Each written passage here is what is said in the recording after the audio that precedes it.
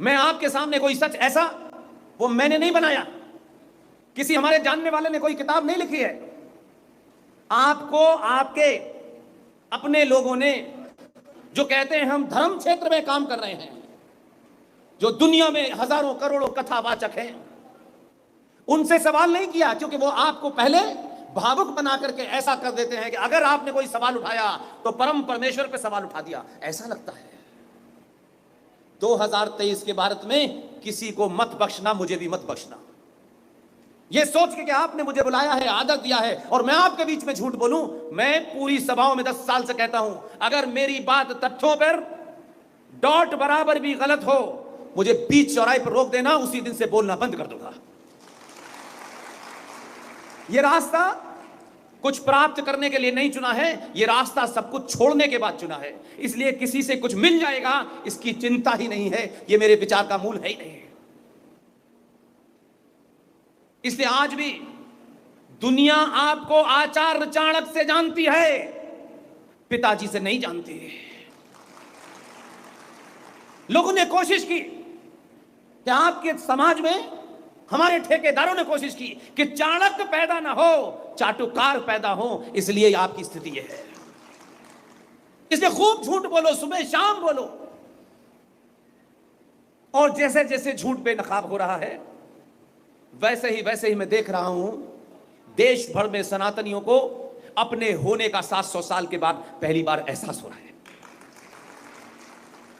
और यह एहसास किसी की हत्या करने के लिए नहीं है, लेकिन कोई हमारी हत्या करे उस पर चुप बैठने के लिए भी नहीं है। बात का जवाब बात से दिया जाएगा, यह दुनिया का नियम है, यह प्रकृति का नियम है। आप प्यार से बात करेंगे, प्यार से जवाब दिया जाएगा। यह जो झूठा मक्कारी का गीत जो एक ब्राह्मण ने लिखा था, उस ब्राह्मण के लिखे हुए उस गीत को कुछ चाटुकारों ने अपने स्वार्थों के लिए उसे भी बदल दिया। लक्ष्मी नारायण जी ने वो भजन लिखा था, लेकिन कुछ चाटुकारों ने उसकी लाइनें अपने स्वार्थ के लिए बदल दी और कहा, ईश्वर अल्लाह तेरो नाम, सबको सम्मति दे भगवान। उस ब्राह्मण से पूछो जिसने आपको वो भजन लिख के दिया था, वो भी इस दुनिया में नहीं होगा, लेकिन उसको नहीं पता होगा कि उसके वारिस, उसके बच्चे अपने सामने उस भजन की मूल भावना को तोड़ करके कुछ चाटुकार लोग अपने आप को समाज में अच्छा और बड़ा देखने के लिए उस भजन की लाइनें बदल देंगे। लेकिन आपने भजन लिखने वाले को याद नहीं रखा, उस चाटुकार को याद रखा। यही बीमारी है। इसलिए आज मैं दुनिया में सब कुछ कहता रहता हूं, लेकिन राजस्थान में क्यों बार बार आता हूं? यहां आने के पीछे एक दूसरा कारण है। उसकी वजह यह है कि मैं ये मानता हूं कि आज भी राजस्थान में 90% लोग महाराणा प्रताप की कहानियां सुनते हैं, उसे जीते हैं। आपके शरीर में जो इंद्री है, जहां से आपको लालच प्राप्त होता है, और वो लालच आपको महाराणा प्रताप नहीं बनने देती, मैं उसको समाप्त करने के लिए आया। मैं नहीं जानता कि इसमें मैं कितना कामयाब होऊंगा। इसलिए जहां जहां ये चेतना जाग रही है, लोग उन बने बनाए नैरेटिव से, बने बनाए स्लोगन से तोड़ करके बाहर निकल रहे हैं। लोगों में, आम आदमी में, उन ठेकेदारों से आंख में आंख डाल के सवाल पूछ रहे हैं। इसलिए आपके राज्य का यह हिस्सा है जो मैं आज आपको बता रहा हूं, क्योंकि आपके लिए शायद यह महत्वपूर्ण नहीं होगा, ठेकेदारों के लिए महत्वपूर्ण नहीं होगा। सत्ता में बैठने वालों की बंधन है, मर्यादाएं हैं, उन्होंने शपथ ले रखी है एक टूटे फूटे संविधान की, वो किसी नियम कानून से बंधे हैं। इसलिए मैं कभी उन्हें जिम्मेदार नहीं ठहराता। वहां जो भी जाएगा वो वही करेगा। लेकिन मेरा सवाल सिर्फ इतना ही है, अगर आप में अपने मान्यताओं के प्रति, इतिहास के प्रति, संस्कृति के प्रति वो ज्वाला है, तो शपथ भी आपको नहीं रोक सकती है। हम शपथ की आड़ में झूठ सुन रहे हैं, झूठ बोल रहे हैं, मैं बार बार एक बात कहता हूं, सबके सामने खुल के कहता हूं, उसमें कोई बात छुपाने की नहीं है।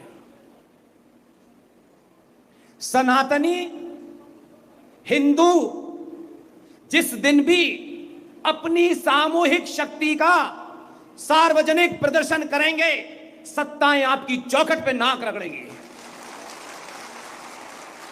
ये पार्टी, वो पार्टी, ये एमएलए, वो एमएलए, ये संगठन, ये चाटुकार नाक ना रगड़े तो मेरा नाम बदल दीजिएगा।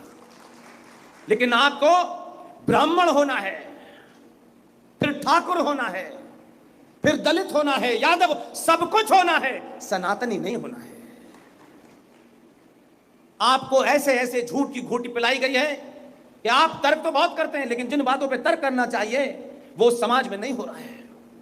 मैं नहीं जानता कि कौन कौन ठेकेदार क्या क्या प्रवचन देते हैं, क्या क्या कहते हैं। मैं आप पूरी सभा में आपसे पूछ रहा हूं, सनातन क्या है? कभी चर्चा हुई इसमें? नहीं हुई। सनातन शब्द हम बोलते हैं, सनातन है क्या?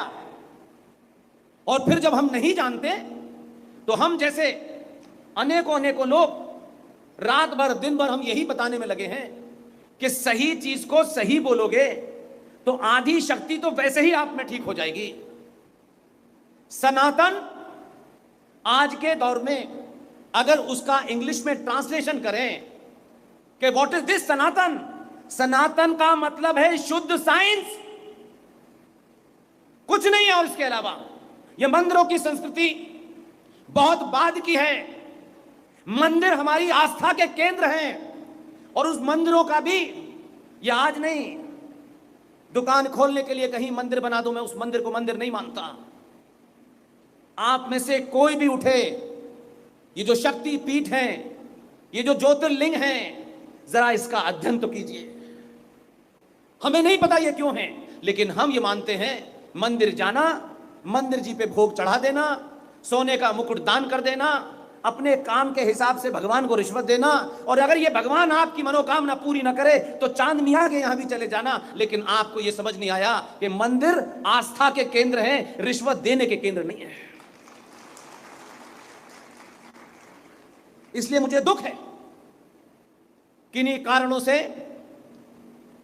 जो सोर्स ऑफ इंफॉर्मेशन है उसका नाम नहीं सार्वजनिक करना चाहता।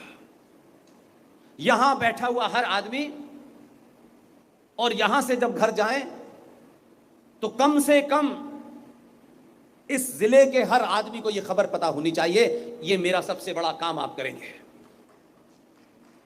आपके अपने राज्य में यह सवाल उठाने की हिम्मत नहीं है विधानसभा में, क्योंकि कुछ ठेकेदार नाराज हो जाएंगे। मैं मानता हूं दुनिया नाराज हो जाए, इसकी चिंता मत करना, सनातनी नहीं नाराज होना चाहिए। मैं और आप कुछ महत्वपूर्ण नहीं है, और ना कोई हम बहुत बड़ी चीज है। हम जैसे करोड़ों आएंगे, करोड़ों हमसे पहले आए थे। हम अपनी मर्जी से यहां नहीं खड़े हैं। हमने जब यह सोचा था, उस दिन से लेकर आज तक एक भी बात इस मंच से मैंने अपनी मर्जी से नहीं बोली है। कोई शक्ति मुझसे ये काम करा रही है, मैं उसको पूरी ईमानदारी से करने की कोशिश करता हूं। आपके राज्य में एक मंदिर है, यह जिम्मेदारी राजस्थानियों की थी, लेकिन आपको फुर्सत नहीं है। और वो जो कहते हैं कि हमने सब कुछ छोड़ दिया है, उनको भी फुर्सत नहीं है। और हम ये समझते हैं कि कोई सरकार आ गई है, किसी पर्टिकुलर मजहब ने आपकी संस्कृति तोड़ी है। मैं आज फिर कह रहा हूं, कभी एक जयचंद था, आज करोड़ों जयचंद आपके बीच में हिंदुओं का मुखौटा लगाए घूम रहे हैं।